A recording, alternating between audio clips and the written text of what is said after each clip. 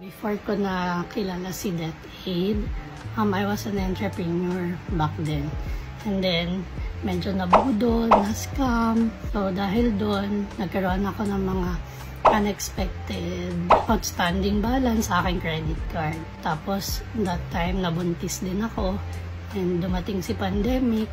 Kaya nung time na yun, hindi ko nabayaran yung mga utang ko sa credit card. So, and then, I came across DepEd. So, dahil dito, nag-search muna ako kung ano ba si DepEd, kung ano ba yung ginagawa niya. And then, after ko mag-research, nung nalaman ko na legit naman siya, doon ako nag-try. So, nag-try naman ako bayaran yung mga credit card balances ko. Yun nga lang kasi, masyado malaki yung mga interest rates nila. So, hanggang sa lumaki na lumaki yung interest, hindi ko na siya kayang bayaran. Okay naman si DepEd. Madali silang kausap.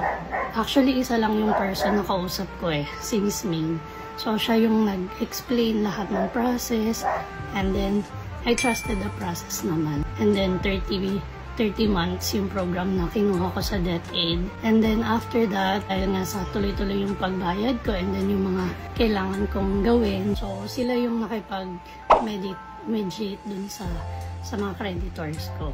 So, dahil doon naging okay siya and then, finally, this year, natapos ko na siya ahead of time. I will recommend DepEd sa mga nanonood and also sa mga nagtatanong kung legit ba siya or hindi. Yes, legit po siya. Basta kailangan nyo lang mag-trust sa process. For me, halos mga 40% yung na-less nung aking mga utang hanggang sa na-settle ko siya. And yun, nagpapasalamat ako sa DepEd sa help na ginawa nila sa DepEd, sa help na ginawa nila sa now, I'm a financial advisor. So, yun, kumbaga na-open din yung mindset ko na kailangan talaga mas maganda maging debt-free tayo para rin magkaroon tayo ng peace of mind.